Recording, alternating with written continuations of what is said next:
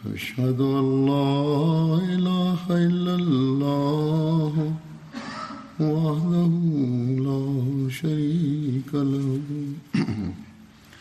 وأشهد أن محمدا عبده ورسوله أما بعد فأعوذ بالله من الشيطان الرجيم بسم الله الرحمن الرحيم الحمد لله رب العالمين الرحمن الرحيم مالك يوم الدين إياك نعبد وإياك نستعين اهدنا الصراط المستقيم صراط الذين أنعمت عليهم غير المغضوب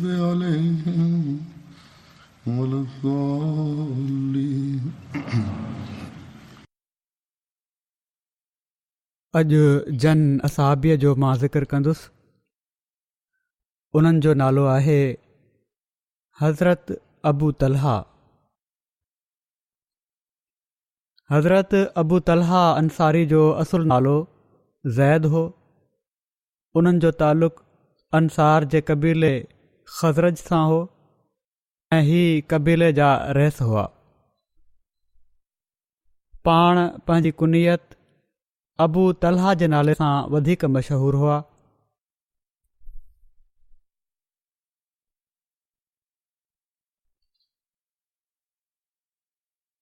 हज़रत अबू तलहा जे वालिद जो नालो सहल बिन असवद ऐं वालिदा जो नालो उबादा बिनते मालिक हो. हज़रत अबू तलहा बैत अक़बा सानिया में पाण सॻोरन सलसम जे हथ ते बैत जी तौफ़ीक़ हासिल कई. पाण ग़ज़वा बदर ऐं ॿियनि सभिनी ग़ज़वात में बि पाण सॻोरन सल्लल्लाहु अलैहि वसल्लम सां गॾु शरीक थिया. हज़रत अबू उबैदा बिन अल जराह हिजरत करे मदीने आया त रसूलुल्लाह सल्लल्लाहु अलैहि वसल्लम उन्हनि जी हज़रत अबू तलहा सां मवाख़ात क़ाइमु फ़रमाई. हज़रत अबू तलहा कणक रंगा ऐं विचोलो कदुनि. पाण कॾहिं बि मथे ऐं ॾाढ़ीअ जे वारनि ते केस न कयो हो. जहिड़ी तरह हुआ वार ओढ़ाई रखियाऊं. हज़रत अनस हज़रत अबू तलहा जा रबीब माना त घरवारी जे पहिरें मुड़ुस मां पुट हुआ. हज़रत उमे सुलैम जा पहिरियां घरवारा मालिक बिन नज़र हुआ. उन्हनि जे फ़ौत थी वञण खां पोइ हज़रत अबू तलहा सां उन्हनि जी शादी थी. जन मां उन्हनि वटि अब्दुल्ला ऐं उमेर ॼावा. हज़रत अनस बयानु कनि था त हज़रत अबू तलहा उमे सुलैम खे निकाह जो पैगाम मोकिलियो. उमे सुलैम चयो त अल्लाह जो कसम मूंखे तव्हां जहिड़े माण्हूअ सां निकाह खां इनकार न हुजे हा, पर तव्हां मुशरिक आहियो ऐं मां मुस्लमान. हीअ सुनन नसई जी रिवायत आहे. ऐं मां मुस्लमान औरत आहियां. मुंहिंजे लाइ जाइज़ नाहे त मां तव्हां सां निकाह कयां. जेकॾहिं तव्हां इस्लाम क़बूल करे वठो त इहो ई मुंहिंजो महर हूंदो ऐं मां इन खां सवाइ कुझु न घुरंदसि. हज़रत अबू तलहा इस्लाम क़बूल करे वरितो ऐं इहो ई उन्हनि जो महर मुक़ररु थियो. हज़रत साबित रज़ी ताला अन्हु चवंदा हुआ त मां इस्लाम में अॼु ताईं कंहिं औरत जे बारे में नाहे ॿुधो त उन जो महर अहिड़ो इज़त वारो हुजे जहिड़ो जो उमे सुलैम जो महर हो. हज़रत अबू तलहा ग़ज़वा बदर में पाण सॻोरन सल्लल्लाहु अलैहि वसल्लम सां गॾु शामिल हुआ. हज़रत अबू तलहा बयानु कनि था त नबी करीम सल्लल्लाहु अलैहि वसल्लम बदर वारी जंग जे ॾींहुं कुरैश जे सरदारनि मां 24 माण्हुनि जे बारे में नबी सल्लल्लाहु अलैहि वसल्लम बदर वारी जंग जे ॾींहुं कुरैश जे सरदारनि मां 24 माण्हुनि जे बारे में हुकुम ॾिनो ऐं उन्हनि खे बदर जे खूहनि मां हिकिड़े नापाक खूह में उछलियो वियो. ऐं पाण जॾहिं कंहिं क़ौम ते ग़ालिब ईंदा हुआ त मैदान में 3 रातियूं क़याम फ़रमाईंदा हुआ. जॾहिं पाण बदर में तरसिया ऐं टियों ॾींहुं थियो त पाण पंहिंजी ॾाचीअ ते कजाउ ॿधण जो हुकुम ॾिनऊं, जीअं त उन ते कजाउ ॿधो वियो।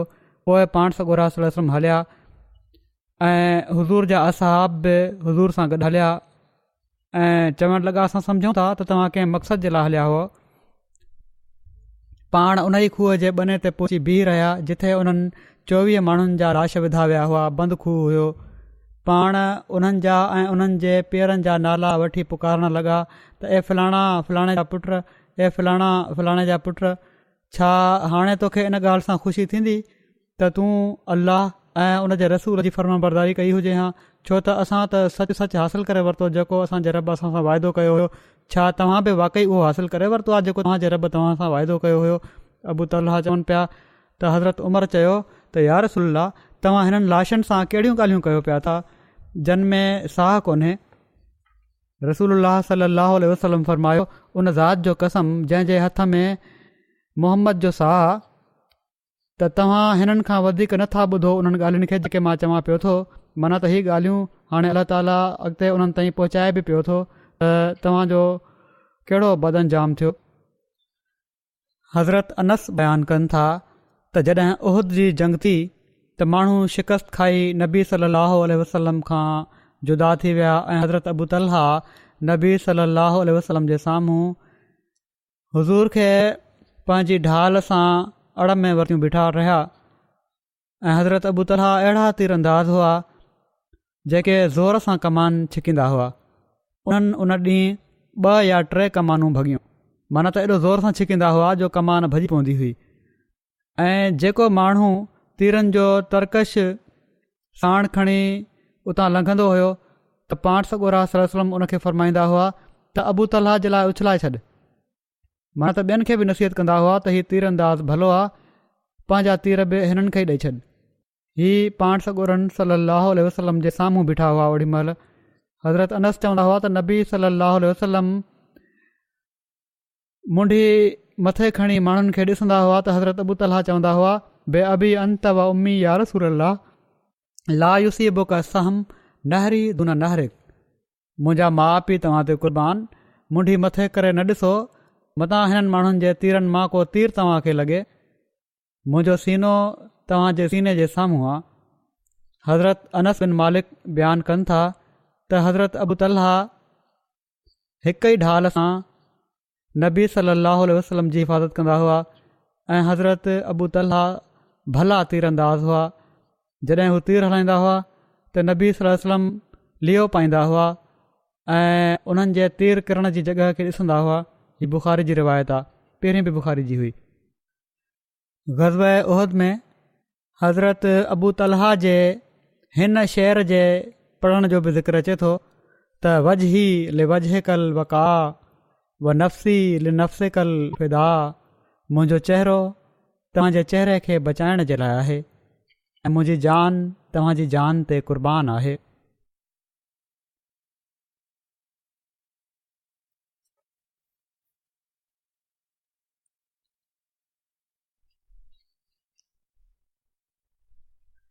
हज़रत अनस बिन मालिक रज़ी अल्लाह ताला अन्हो खां रिवायत आहे त नबी सल्लल्लाहु अलैहि वसल्लम हज़रत अबू तलहा खे फ़रमायो त पंहिंजे छोकिरनि मां मुंहिंजे लाइ को छोकिरो ॻोल्ह जेको मुंहिंजी ख़िदमत करे त जीअं मां ख़ैबर जो सफ़र कयां। हज़रत अबू तलहा सवारी ते मूंखे पुठियां विहारे वठी विया, माना त हज़रत अनस खे। हज़रत अनस चवनि था मां ओॾी महिल छोकिरो हुउसि ऐं बलूगत जे वेझो पहुची चुको हुउसि। मां रसूलुल्लाह सल्लल्लाहु अलैहि वसल्लम जी ख़िदमत कंदो हुउसि। जॾहिं पाण लहंदा हुआ मां अक्सर हुज़ूर खे हीअ दुआ घुरंदे ॿुधंदो हुउसि त अल्लाहुम्मा इन्नी अऊज़ु बिका मिनल हम्मे वल हज़ने वल अज्ज़े वल कसले वल बुख़ले वल जुबने व ज़लाइद दैने वल ग़लबतिर रिजाल। त ऐ मुंहिंजा अल्लाह, मां तुंहिंजी पनाह वठां थो ॾुख ऐं रंज खां, मजबूर थियण खां ऐं सुस्ती खां ऐं बुख़ल ऐं बुज़ली खां ऐं कर्ज़दारी जे बोझ खां ऐं माण्हुनि जी सख़्ती खां। हिकिड़ी ॿी रिवायत में हीअं बि आयो आहे त हज़रत अनस जी रिवायत आहे, पहिरीं बि बुख़ारी जी हुई ऐं हीअ बि बुख़ारी जी आहे। त बयानु कनि था हज़रत अनस त रसूलुल्लाह सल्लल्लाहु अलैहि वसल्लम मदीने में आया हज़ूर वटि को ख़ादिम न हुयो। हज़रत अबू तलहा मूंखे हथ खां वरितो ऐं मूंखे वठी रसूलुल्लाह सल्लल्लाहु अलैहि वसल्लम वटि पहुता ऐं अर्ज़ु कयाऊं, या रसूलुल्लाह, अनस अकुलमंद छोकिरो आहे, हीअ तव्हांजी ख़िदमत कंदो। हज़रत अनस चवंदा हुआ, जीअं त मां सफ़र में बि हुज़ूर जी ख़िदमत कई ऐं हज़र में बि, जेको कमु बि मां कंदो हुउसि पाण मूंखे कॾहिं बि न फ़रमाईंदा हुआ त तूं हीउ कमु हीअं छो कयो आहे, ऐं जेको कमु मां न कयो हूंदो हुयो उन जे बारे में पाण मूंखे कॾहिं बि न फ़रमाईंदा हुआ त तूं हिन खे हीअं छो न कयो, माना त कॾहिं बि का झल पल न कयाऊं। हज़रत अनस बिन मालिक रज़ी अल्लाह ताला अन्हु बयानु कनि था त असीं नबी करीम सल्लल्लाहु अलैहि वसल्लम सां गॾु हुआसीं जॾहिं पाण उस्फ़ान मके ऐं मदीने जे विच में हिकिड़ी जॻह जो नालो आहे उतां मोटिया ऐं रसूलुल्लाह सल्लल्लाहु अलैहि वसल्लम ओॾी महिल पंहिंजी ॾाची ते सुवार हुआ ऐं पाण हज़रत सफ़िया बिनत हुयई खे पंहिंजे पुठियां विहारियो हुआ। हुज़ूर जी ॾाचीअ थोरो खाधो ऐं ॿई किरी पिया। हज़रत अबू तलहा ही ॾिसी फ़ौरन उठ तां हेठि टपो ॾिनो ऐं चयाऊं, या रसूलल्लाह, मां तव्हां ते क़ुर्बान। पाण फ़रमायाऊं, पहिरियां औरत जो हाल पुछ। हज़रत अबू तलहा पंहिंजे चहिरे ते कपिड़ो विधो ऐं हज़रत सफ़िया वटि आया ऐं उहो कपिड़ो उन्हनि ते विधाऊं, माना त परदे जो एॾो लिहाज़ हो उन्हनि खे, ऐं उन्हनि ॿिन्ही जी सवारी खे ठीकु कयऊं जंहिं ते हू सुवार थी विया ऐं असां रसूलुल्लाह सल्लल्लाहु अलैहि वसल्लम जे चौधारी दाइरो बणाए वरितोसीं। जॾहिं असां मदीने जी बुलंदी ते पहुतासीं त पाण फ़रमायाऊं सल्लल्लाहु अलैहि वसल्लम त आइबून ताइबून आबिदून ले रब्बिना हामिदून, असां मोटी अचण वारा आहियूं, असां पंहिंजे रब जे हुज़ूर तौबह करण वारा आहियूं, पंहिंजे रब जी इबादत करण वारा ऐं पंहिंजे रब जी वाखाण करण वारा आहियूं। पाण उन वक़्तु ताईं जो मदीने में दाख़िल थिया इहे ई कलिमात फ़रमाईंदा रहिया। हज़रत मुस्लिम मऊद रज़ियल्लाहु ताला अन्हु इन वाक़े जो ज़िक्र कंदे फ़रमाइनि था त हिकु दफ़ो जॾहिं त पाण ग़ज़वे ख़ैबर तां वापसि अची रहिया हुआ ऐं हुज़ूर जी घरवारी हज़रत सफ़िया बि हुज़ूर सां गॾु हुई, रस्ते में उठ टही वियो ऐं पाण ऐं हज़रत सफ़िया ॿई किरी पिया। हज़रत अबू तलहा अंसारी जो उठ हुज़ूर जे पुठियां ई हुयो, हू फ़ौरन उन्हनि पंहिंजे उठ तां टपो ॾेई हुज़ूर ॾांहुं विया ऐं चवणु लॻा, या रसूलल्लाह, मुंहिंजी जान तव्हां ते क़ुर्बान, तव्हांखे को धकु नाहे लॻो। जॾहिं अबू तलहा हुज़ूर वटि पहुता त रसूल करीम सल्लल्लाहु अलैहि वसल्लम फ़रमायो, अबू तलहा, पहिरियां औरत ॾे। ॿ भेरा फ़रमायाऊं। हू त रसूल करीम सल्लल्लाहु अलैहि वसल्लम जा आशिक़ हुआ। हज़रत मुस्लिम मौद फ़रमाइनि था त हज़रत तलहा त रसूल करीम सल्लल्लाहु अलैहि वसल्लम जा आशिक़ हुआ। जॾहिं हुज़ूर जे सिर जो सुवालु हुजे ओॾी महिल उन्हनि खे ॿियो किथे थो नज़र अची सघे, पर रसूल सल्लल्लाहु अलैहि वसल्लम फ़रमायो, वञ ऐं पहिरियां औरत खे खण। हीअ औरत जे हक़नि जे बारे में बयानु फ़रमाए रहिया हुआ। ओॾी महिल हीअ वाक़ियो पाण बयानु फ़रमायूं। हज़रत अनस बयानु कनि था त रसूलुल्लाह सल्लल्लाहु अलैहि वसल्लम ख़ैबर ते हमिलो कयो ऐं असां उन जे वेझो वञी सुबुह जी निमाज़ पढ़ीसीं जॾहिं त अञा ऊंदाही हुई। पोइ नबी करीम सल्लल्लाहु अलैहि वसल्लम सुवार थिया ऐं हज़रत अबू तलहा बि सवार थिया ऐं मां हज़रत अबू तलहा सां गॾु पुठियां सुवार हुउसि। नबी सल्लल्लाहु अलैहि वसल्लम ख़ैबर जी घिटीअ में घोड़ो डोड़ायो ऐं मुंहिंजो गोॾो नबी सल्लल्लाहु अलैहि वसल्लम जे सथरनि खे पियो लॻे, एॾो वेझो वेझो हुआ ॿई। पोइ पाण गर्मी जे करे या हूअं ई आराम जे करे पंहिंजे गोॾनि खां थोरो मथे टंग तां गोॾ मथे कई त चवनि था एसि ताईं जो मां नबी सल्लल्लाहु अलैहि वसल्लम जे सथर जी अछाण ॾिठी। सथर मां मुराद हिते आहे गोॾे खां मथियो हिसो। जॾहिं पाण ॻोठ में दाख़िल थिया ऐं फ़रमायाऊं, अल्लाहु अकबर, ख़रबत ख़ैबर, इन्ना इज़ा नज़लना बिसाहत क़ौमिन फसा सबाहुल मुनज़रीन।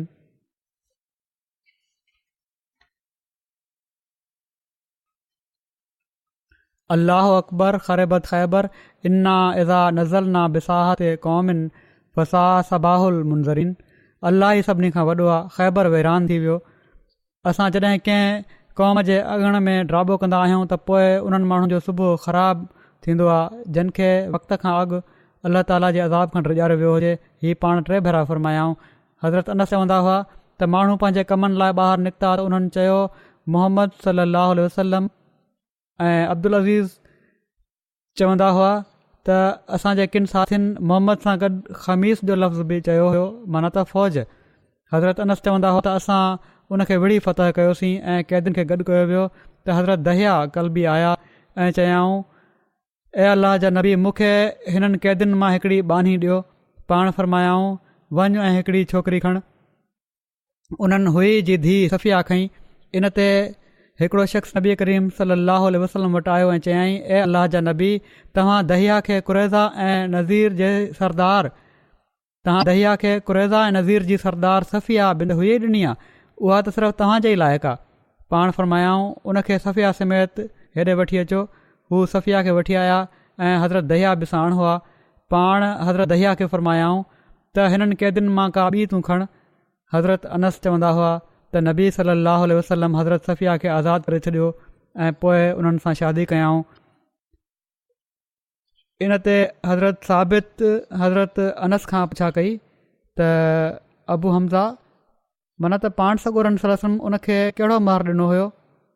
उन्हनि चयो त पाण उन्हनि खे आज़ादु करे छॾियो हुआऊं ऐं उन्हनि सां शादी करे वरिती हुआऊं ऐं उन्हनि जी आज़ादी उन्हनि जो महर हुयो। आख़िर जॾहिं पाण अञा रस्ते में ई हुआ त हज़रत उम्मे सुलैम हज़रत सफ़िया खे हुज़ूर ख़ातिर सिंगारियो ऐं पोइ उते शादी थी, उते मोकिले छॾियऊं हुज़ूर वटि।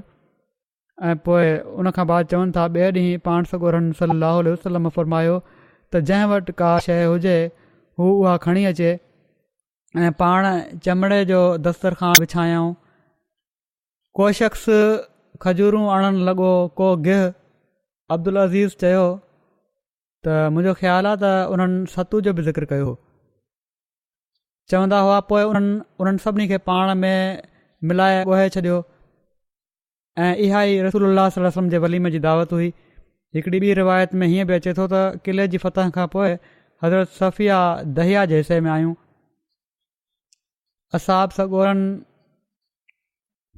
केतिरनि ई असाबिन, हिकिड़े असाबी न काफ़ी माण्हुनि चयो त रसूलुल्लाह सल्लल्लाहु अलैहि वसल्लम वटि अची काफ़ी माण्हुनि रसूलुल्लाह सल्लल्लाहु अलैहि वसल्लम वटि अची उन्हनि जी तारीफ़ ऐं तौसीफ़ करणु शुरू कई ऐं हीअ बि त मक़ाम ऐं रुतबे जे एतबार खां हज़रत सफ़िया जे लाइ हीअ वधीक मुनासिबु आहे त तव्हां पंहिंजे लाइ उन्हनि खे चूंडे वठो, तव्हां शादी कयो उन्हनि सां, जीअं त रसूलुल्लाह सल्लल्लाहु अलैहि वसल्लम हज़रत दहिया वटि पैगाम मोकिलियो। पाण सॻोरन सल्लल्लाहु अलैहि वसल्लम 7 ग़ुलामनि जे एविज़ हज़रत सफ़िया खे ख़रीद करे उन्हनि खे उम्मे सुलैम जे हवाले कयो त जीअं हू उन्हनि खे पाण सां गॾु रखनि। पोइ जहिड़ो क ज़िक्र थी चुको आहे त पाण पोइ उन्हनि सां शादी करे वरितऊं। हज़रत अनस बिन मालिक खां रिवायत आहे त रसूलुल्लाह सल्लल्लाहु अलैहि वसल्लम फरमायो त उन ॾींहुं माना त हुनैन जे ॾींहुं त जेको शख़्स कंहिं काफ़र खे क़तलु कंदो त उन काफ़र जो माल ऐं असबाब उन ई शख़्स खे मिलंदो। उन ॾींहुं हज़रत अबू तलहा 20 काफ़रनि खे क़तलु कयो ऐं उन्हनि जो सामान बि खयों। ऐं हज़रत अबू तलहा हज़रत उम्मे सुलैम खे ॾिठो त उन्हनि वटि हिकिड़ो खंजर आहे। उन्हनि पुछियो, ऐं उम्मे सुलैम हीअ छा आहे? उन्हनि चयो, अल्लाह जो कसम, मुंहिंजो इरादो हीअ आहे त जेकॾहिं को काफ़र मुंहिंजे वेझो अचे त मां हिन खंजर सां उनजो पेट फाड़े छॾियां। हज़रत अबू तलहा हीअ रसूलुल्लाह सल्लल्लाहु अलैहि वसल्लम खे ॻाल्हि ॿुधाई। सुनन अबू दाऊद जी रिवायत आहे। हज़रत अनस रिवायत कनि था त नबी सल्लल्लाहु अलैहि वसल्लम फरमायो त लश्कर में अकेले अबू तलहा जो आवाज़ हिकिड़ी जमायत खां वधीक हूंदो आहे। किन ॿियनि रिवायतुनि में हिकिड़ी जमायत जे बदिरां मियात रजुल माना त 100 माण्हुनि ऐं अल्फ़ रजुल माना त 1000 माण्हुनि जो बि ज़िक्र मिले थो। माना त एॾो ॾाढियां आवाज़ हुयो उन्हनि जो। हज़रत अबू तलहा 34 हिजरी में मदीने में फ़ौत थिया ऐं हज़रत उस्मान हिननि जी जनाज़े जी नमाज़ पढ़ाई। ओॾी महिल हिननि जी उमिरि 70 साल हुई, जॾहिं त बसरा वारनि जे वेझो हिननि जी वफ़ात हिकिड़े सामुंडी सफ़र जे दौरान थी ऐं हिकिड़े ॿेट में हिननि खे दफ़न कयो वियो। हज़रत अनस बयानु कनि था त हज़रत अबू तलहा नबी सल्लल्लाहु अलैहि वसल्लम जे ज़माने में जहाद जे करे नफ़ली रोज़ो न रखंदा हुआ त जीअं ताक़त न घटिजी वञे।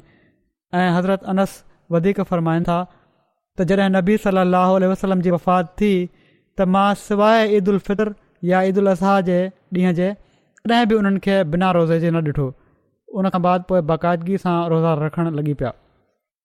हज़रत अबू तलहा जी महिमान नवाज़ी जो हिकिड़ो वाक़ियो हीअं मिले थो।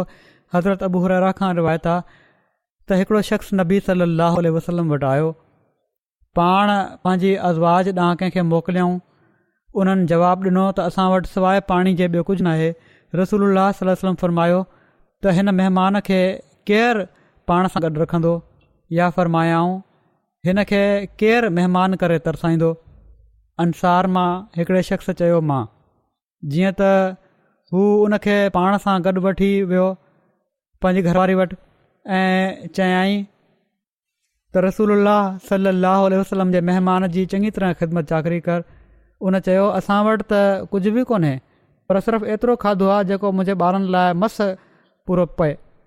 उन चयो पंहिंजो इहो खाधो तयारु करे वठि ऐं ॾीओ बि पंहिंजे ॿारनि खे जॾहिं हू शाम जो खाधो घुरनि सुम्हारे छॾिजांइ। जीअं त उन पंहिंजो खाधो तयारु कयो ऐं ॾीओ ॿारियईं, पंहिंजे ॿारनि खे सुम्हारे छॾियईं। पोइ उनखां पोइ उहा उथी जीअं ॾीए खे सही कबो आहे उन उहो ॾीओ विसाए छॾियो। उहे ॿई उन महिमान ते ई ज़ाहिर कंदा रहिया त ॼण त हू बि खाइनि पिया था, पर उन्हनि ॿिन्ही पेट ख़ाली राति गुज़ारी। जॾहिं सुबुह थियो त रसूलुल्लाह सल्लल्लाहु अलैहि वसल्लम वटि विया, पाण फरमायाऊं अॼु राति अलाह खिली ॾिनो। फरमायाऊं तव्हां ॿिन्ही जे कम सां ॾाढो ख़ुशि थियो ऐं अलाह हीअ वही नाज़िल कई आहे त वयुसिरून अला अनफुसिहिम वलो कान बिहिम ख़सासा वमन यूक शुह नफ़्सिही फउलाइका हुमुल मुफ़्लिहून। ऐं हू ख़ुदि पंहिंजनि जाननि ते ॿियनि खे तरजीह ॾींदा हुआ, बावजूदु इन जे जो उन्हनि खे ख़ुदि तंगी दरपेश हुई। सो जंहिंखे बि नफ़्स जी कंजूसी खां बचायो वञे त इहे ई उहे माण्हू आहिनि जेके कामयाबु थियण वारा आहिनि। हज़रत अनस बयानु कनि था त रसूलुल्लाह सल्लल्लाहु अलैहि वसल्लम हिकु भेरे जॾहिं त वार लहिराया त हज़रत अबू तलहा उहे पहिरियां शख़्स हुआ जन हुज़ूर जे वारनि मां कुझु वार खयां। हज़रत अनस बिन मालिक बयानु कयो त हज़रत अबू तलहा हज़रत उमैर सुलैम खे चयो त मां रसूलुल्लाह सल्लल्लाहु अलैहि वसल्लम जो कमज़ोर आवाज़ु ॿुधो आहे। मां सम्झां थो त हुज़ूर खे बुख आहे, छा तो वटि कुझु आहे खाइण जी शइ? हज़रत उमैर सुलैम चयो हा। हीअ चई जवन जूं कुझु मानियूं कढी आंदी। पोइ उन्हनि पंहिंजी हिकिड़ी पोती कढी उन्हनि मानियुनि खे उन जे हिकिड़े किनारे में विढ़े छॾियो ऐं उहे मुंहिंजे हथ में ॾेई छॾियऊं ऐं पोती जो कुझु हिसो मुंहिंजे बदन ते विढ़े छॾियऊं। पोइ उन्हनि रसूलुल्लाह सल्लल्लाहु अलैहि वसल्लम ॾांहुं मूंखे मोकिलियो। हज़रत अनस चवंदा हुआ त मां उहो खणी हलियो वियुसि त ॾिठुमि त रसूलुल्लाह सल्लल्लाहु अलैहि वसल्लम मस्जिद में आहिनि। हुज़ूर सां गॾु कुझु ॿिया माण्हू बि हुआ। मां भरिसां बीही रहियुसि त रसूलुल्लाह सल्लल्लाहु अलैहि वसल्लम फरमायो छा अबू तलहा तोखे मोकिलियो आहे? मूं चयो जी हा। पाण फरमायाऊं त मानी ॾेई मोकिलियो अथनि? मूं चयो जी। रसूलुल्लाह सल्लल्लाहु अलैहि वसल्लम उन्हनि माण्हुनि खे चयो जेके हुज़ूर वटि वेठा हुआ त उथो हलो। बजाए उहा मानी वठण जे पाण उन्हनि खे बि साण कयाऊं ऐं हू मानी खणी हली पिया ऐं मां हुज़ूर जे अॻियां ई हली पियुसि ऐं हज़रत अबू तलहा वटि पहुतुसि ऐं उन्हनि खे ॿुधायुमि त पाण सॻोरा सल्लल्लाहु अलैहि वसल्लम त हेॾां ई अचनि पिया था। हज़रत अबू तलहा चवणु लॻा त उम्मे सुलैम रसूलुल्लाह सल्लल्लाहु अलैहि वसल्लम माण्हुनि खे वठी आया आहिनि ऐं असां वटि एतिरो खाधो कोन्हे जेको उन्हनि खे खारायूं। कुझु मानियूं हुयूं उहे त मोकिले छॾियूं हुआसीं, उहे ई वापसि अचनि पियूं थियूं। उन्हनि चयो अल्लाह ऐं उन जो रसूल बहितर ॼाणनि था। हज़रत अबू तलहा विया ऐं वञी रसूलुल्लाह सल्लल्लाहु अलैहि वसल्लम सां मिलिया। पोइ पाण जल्दी जल्दी विया घरां। हज़रत अनस पहिरियां पहुची विया हुआ। रसूलुल्लाह सल्लल्लाहु अलैहि वसल्लम आया। हज़रत अबू तलहा हुज़ूर सां गॾु हुआ। रसूलुल्लाह सल्लल्लाहु अलैहि वसल्लम फरमायो उम्मे सुलैम जेको तो वटि आहे उहो खणी अचु। हू मानियूं खणी आयूं त रसूलुल्लाह सल्लल्लाहु अलैहि वसल्लम उन्हनि जे बारे में फरमायो त हिननि खे भोर भोर करे छॾ। हज़रत उम्मे सुलैम गेह जी हिकिड़ी कुपी निपूड़ी ऐं उनखे ॿोड़ तौरु पेश कयो। पोइ रसूलुल्लाह सल्लल्लाहु अलैहि वसल्लम उन्हनि मानियुनि ते दुआ कई जेका दुआ अलाह चाही त कनि। पोइ पाण फरमायाऊं त 10 माण्हुनि खे अंदरि अचण जी इजाज़त ॾियो। उन्हनि खे इजाज़त ॾिनी वई। उन्हनि माण्हुनि एॾो खाधो जो उन्हनि जो ड्रॉ थी वियो। पोइ ॿाहिरि हलिया विया।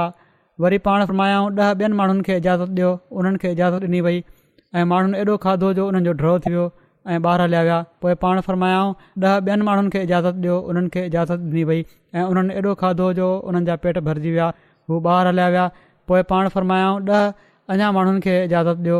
उन्हनि खे इजाज़त ॾिनऊं ऐं उन्हनि एॾो खाधो जो उन्हनि जो ड्रॉ थी वियो ऐं ॿार हलिया विया। मक़सदु त उन्हनि सभिनी माण्हुनि खाधो ऐं पेट भरे खाधाऊं ऐं उहे माण्हू 70 या 80 माण्हू हुआ।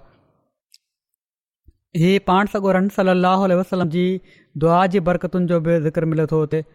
इहा ई रिवायत आहे। उहा हज़रत अनस बिन मालिक बयानु कनि था त अबू तलहा जा मदीने में सभिनी अंसारनि खां वधीक खजनि जा बाग़ हुआ ऐं उन्हनि खे सभिनी खां वधीक प्यारी जाइदाद बैरोहा बाग़ हुयो जेको मस्जिद जे साम्हूं हुयो ऐं नबी सल्लल्लाहु अलैहि वसल्लम उन में ईंदा हुआ ऐं उतां जो साफ़ सुथरो पाणी पीअंदा हुआ। हज़रत अनस चवंदा हुआ त जॾहिं हीअ आयत लथी त लन तनालुल बिर्र हत्ता तुनफ़िकू मिम्मा तुहिब्बून, तव्हां हरगिज़ नेकी खे माणे न सघंदव एसि ताईं जो तव्हां उन्हनि शयुनि मां ख़र्चु कयो जिन सां तव्हां मुहबत कयो था।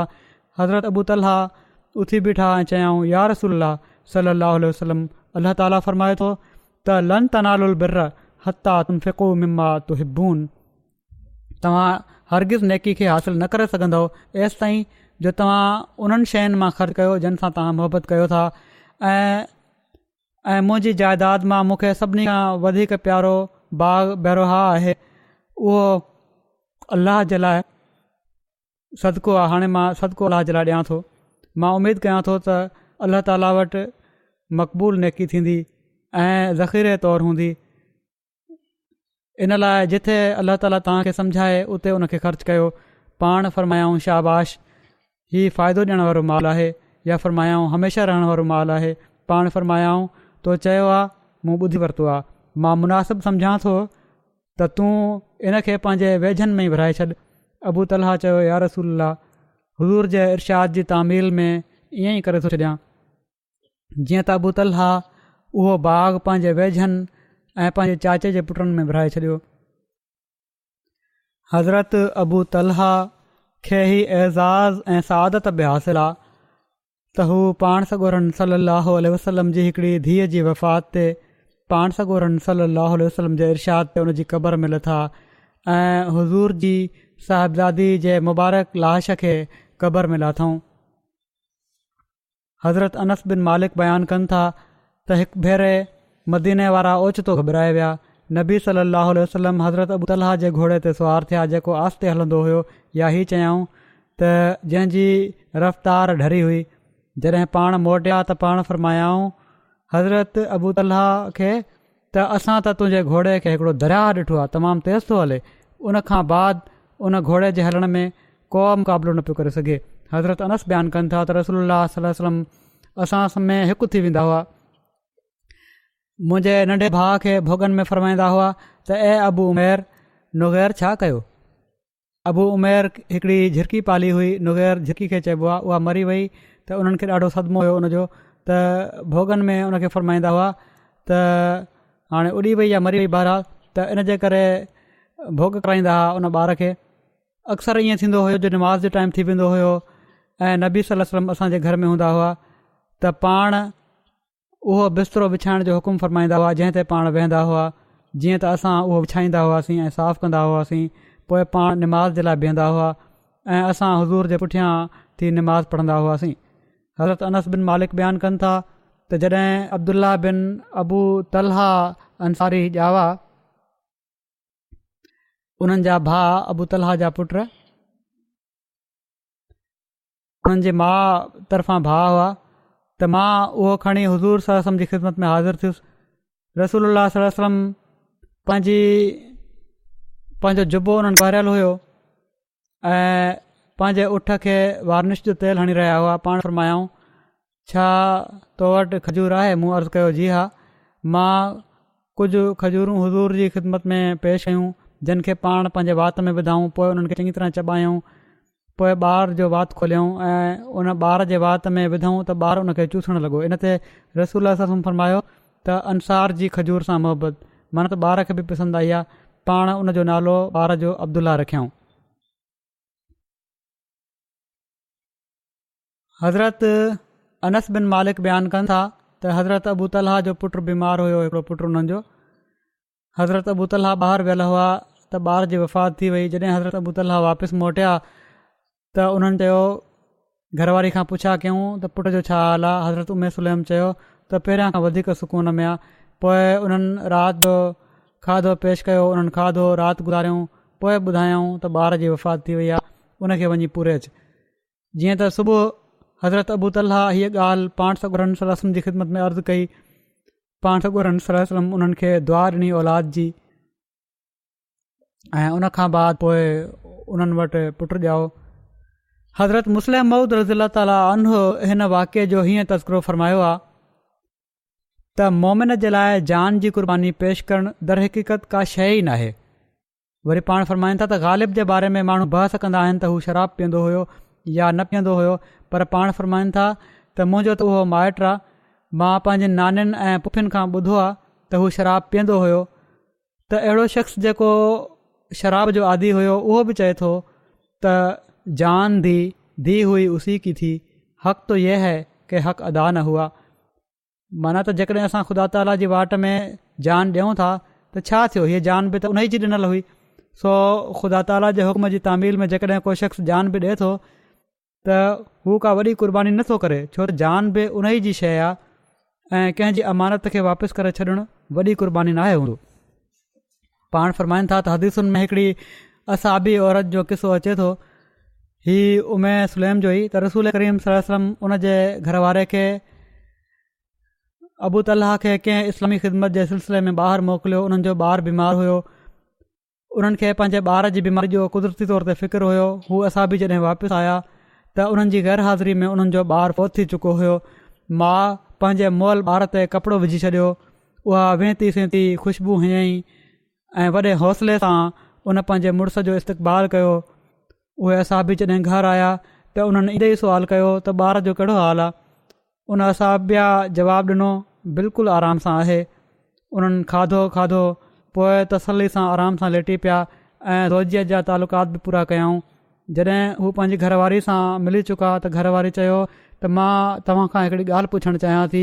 मुड़ुस जवाबु ॾिनो, छा? घरवारी चयो त जेकॾहिं को शख़्स कंहिं वटि अमानत रखे वञे ऐं कुझु वक़्त खां पोइ उहा शइ वापसि वठणु चाहे त छा उहा शइ उनखे वापसि कई वञे या न कई वञे?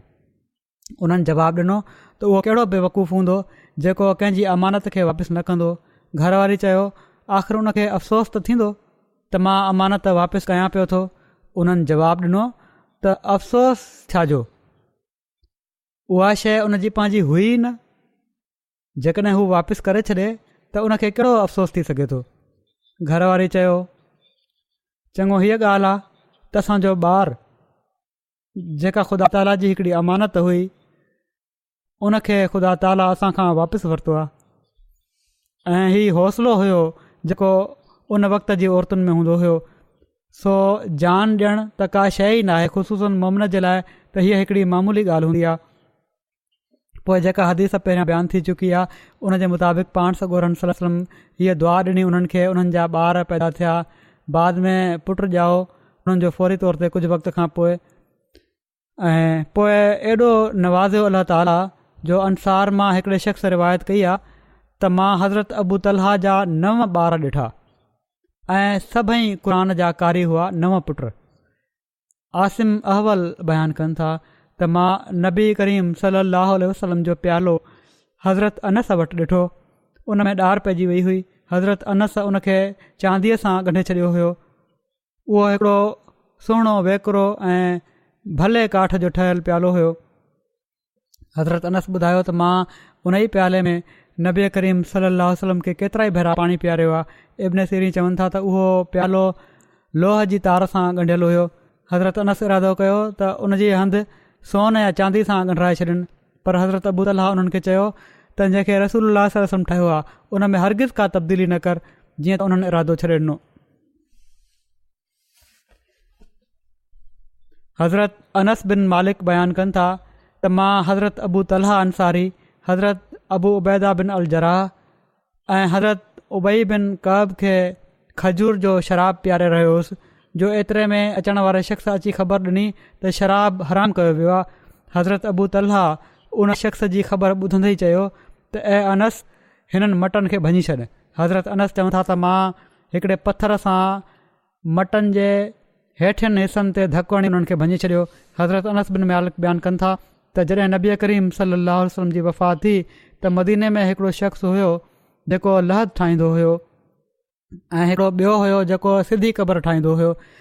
असाबनि चयो त असां पंहिंजे रब खां इस्तिखारो कयूं था, ॿिन्ही खे घुरायूं था, ॿिन्ही मां जेको बाद में ईंदो उन खे असां छॾे ॾींदासीं, माना त जेको पहिरियां ईंदो उन खां कमु कराए वठंदासीं। जीअं त ॿिन्ही ॾांहुं पैगाम मोकिलियो वियो त लहद वारो पहिरियां आयो।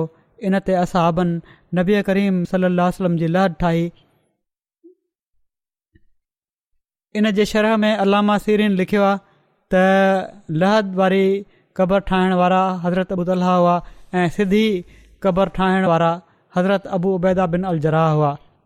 हीउ हिननि जो मुकमिल ज़िक्र आहे।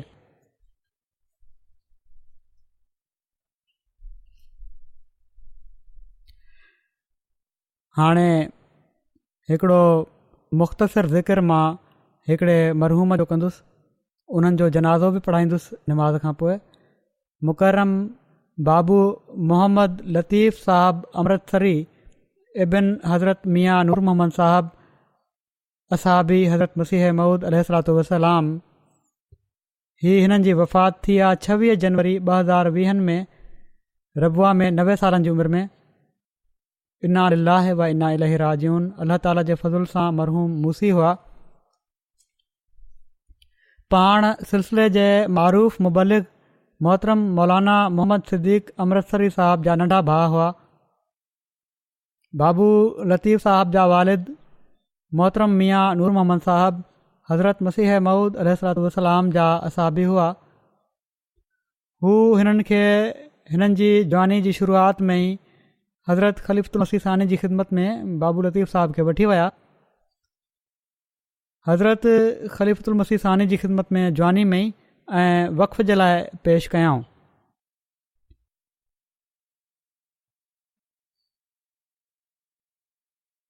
हज़रत ख़लीफ़ा सानी हिननि खे चयो त तव्हांजा 2 पुट आहिनि। पहिरियां हिकिड़ो पुटु मुरबी थी करे वक़्फ़े ज़िंदगी आहे, हीअ बि सॼी उमिरि वक़्फ़े ज़िंदगी वांगुरु ई कमु कंदो जीअं त उन्हनि वक़्फ़ वांगुरु ई कमु कयो।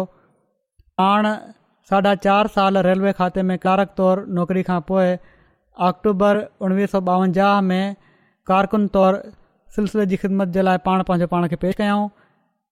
सिलसिले जी ख़िदमत जी तौफ़ीक़ मिलियनि 1952 खां ऐं शुरूआती मुक़ररी नज़ारत बैतुल माल में थियनि। पोइ 1954 में दफ़्तर रोज़ानी अलफज़ल में ट्रांसफ़र थियनि। 61 में हिननि जी ड्यूटी मुहर्रर तौरु प्राइवेट सेक्रेटरी जे दफ़्तर में थी। हज़रत ख़लीफ़तुल मसीह सानी जी ख़िलाफ़त जे दौर जा आख़िरी 3 साल प्राइवेट सेक्रेटरी जे दफ़्तर में ऐं पोइ हज़रत ख़लीफ़तुल मसीह सालिस जी ख़िलाफ़त जे दौर में पोइ रबुआ में हज़रत ख़लीफ़तुल मसीह राबे जी हिजरत खां बाद बि हिते दफ़्तर PS क़ाइमु रहियो ऐं अञा ताईं क़ाइमु आहे। उते 2014 ताईं हिननि खे ख़िदमत जी तौफ़ीक़ मिली ऐं 85 में हिननि खे असिस्टेंट प्राइवेट सेक्रेटरी जी ख़िदमत ॾिनी वई ऐं तमामु सुहिणे नमूने सां उन्हनि पंहिंजा ई फ़र्ज़ सरअंजाम ॾिना। हिननि जो कुल वक़्तु ख़िदमत जो 62 साल बणिजे थो, जंहिंमां तक़रीबन 53 साल दफ़्तर प्राइवेट सेक्रेटरी में मुख़्तलिफ़ हैसियत सां हिननि खे ख़िदमत जी तौफ़ीक़ मिली आहे।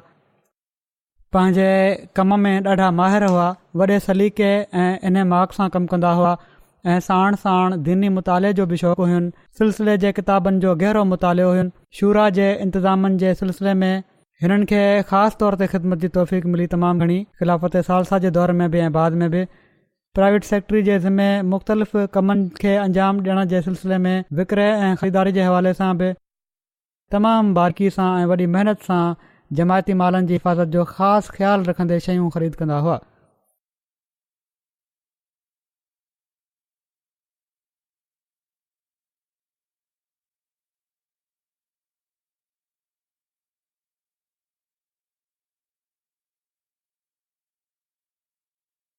पाकिस्तान ठहण खां बाद हिन खे उते हिफ़ाज़त मर्कज़ कादियान जी बि तौफ़ीक़ मिली। उते कुझु वक़्तु ई रहिया। हिननि जूं 5 धीअरूं ऐं हिकिड़ो पुटु हुयो। हिननि जी वफ़ात खां कुझु ॾींहं पहिरियां हिननि जी हिकिड़ी धीउ बि फ़ौत थी वई हुई, जेका ज़रीफ़ अहमद कंवर साहब जी घरवारी हुई ऐं उन्हनि जो हिकिड़ो पुटु मुरबी बि आहे। लंडन में ई आहिनि 3 धीअरूं ऐं हिकिड़ो पुटु बि अतीक अहमद हिते ई कमु करे पियो थो। उहो दफ़्तर प्राइवेट सेक्रेटरी जा कारकुन आहिनि। राणा मुबारक साहब चवनि था 32 साल हिननि सां गॾु कमु कयो मां ऐं वॾे वक़्त ताईं मजलिस मुशावरत जे इंतिज़ामनि जे सिलसिले में केतिरो ई दफ़्तरी कमु अकेला ई कंदा रहिया ऐं हीअ चवंदे नसीहत कंदा हुआ त जॾहिं बि दुनिया जूं ॾुखियायूं ऐं परेशानियूं थियनि त दुआ सां गॾोगॾु पंहिंजे दफ़्तर जे कम में वधीक गुम थी वञो त अलाह ताला परेशानियूं ख़तमु करे छॾींदो आहे। कारकुननि खां बि ग़लती थी वेंदी हुई त ॾाढे प्यार सां सम्झाए छॾींदा हुआ।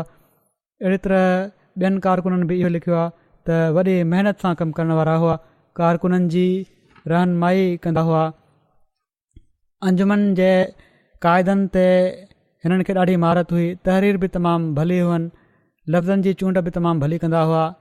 जॾहिं बि को नओं कलम ख़रीद कंदा हुआ त पहिरियां इन सां बिस्मिल्लाह लिखंदा हुआ, पोइ कमु शुरू कंदा हुआ। दफ़्तर अचण जा टाइम ते अचण जा ॾाढा पाबंद हुआ, पर दफ़्तर खां वापसी ही न आहे त जॾहिं टाइम ख़तमु थियो दफ़्तर खां हलिया विया ऐं पर जेसि ताईं कमु ख़तमु न थींदो हुयो वेठा हूंदा हुआ ऐं कॾहिं कॾहिं सॼी राति वेठा हूंदा हुआ ऐं ॿिए ॾींहुं सुबुह जो वेंदा हुआ घर। इहो ई मूं ॾिठो आहे हिननि खे मुख़्तलिफ़ वक़्तनि में। उते जॾहिं मां हुयुसि रबुआ में वॾी महिनत सां दफ़्तर में ईंदा हुआ ऐं सिज लथे महिल बि दफ़्तर मां अचनि पिया था निमाज़ पढ़णु। सोमाणी महिल बि हू उतां ई अची रहिया आहिनि, कॾहिं कॾहिं फजुर महिल बि अची रहिया आहिनि। वॾी महिनत सां कमु करण वारा हुआ। कॾहिं बि हीअ परवाह न कयाऊं त घर वञिणो आहे या टाइम ख़तमु थी वियो आहे दफ़्तर जो। असुलु मक़सदु हुयो कमु, त जमायत जो कमु करिणो आहे।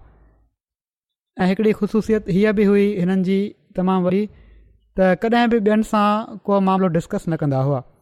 जेको ख़तु हूंदो हुयो उहो बसीग़ राज़ हूंदो हुयो ऐं हमेशह राज़ रखंदा हुआ। अहिड़ी तरह हिननि खे 74 में नासिर सईद साहिबु लिखियो आहे त 74 में हिननि खे जॾहिं हज़रत ख़लीफ़तुल मसीह सालिस क़ौमी असेंबली में पेश थींदा हुआ त ही प्राइवेट सेक्रेटरी जे अमले तौरु ही उते हुआ ऐं दफ़्तरी कम खां अलावा ही ॿियनि जी मदद बि कंदा हुआ। कारकुननि सां गॾिजी थां बि धोईंदा हुआ। मक़सदु त बेनफ़्स इंसान हुआ। अल्लाह ताला हिननि सां मग़फ़िरत ऐं रहम जो वर्ताव फ़रमाए, हिननि जा दर्जा बुलंद करे, हिननि जी औलाद खे बि ऐं नसुल खे बि हिननि जी नेकिन ते क़ाइमु करे।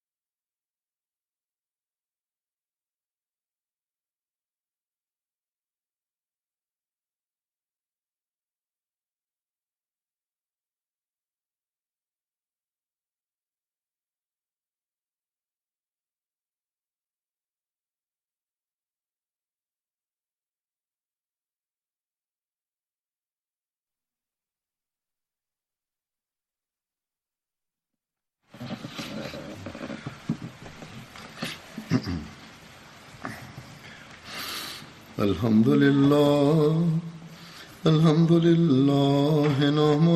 ونستعينه ونستغفره ونؤمن به ونتوكل عليه ونعوذ بالله من شرور أنفسنا ومن سيئات أعمالنا من يهده الله فلا مضل له ومن يضلل فلا هادي له ونشهد أن لا إله إلا الله ونشهد أن محمدا عبده ورسوله عباد الله رحمكم الله إن الله يأمر بالعدل والإحسان وإيتاء ذي القربى وينهى عن الفحشاء والمنكر والبغي يعظكم لعلكم تذكرون اذكروا الله يذكركم وادعوه يستجب لكم ولذكر الله أكبر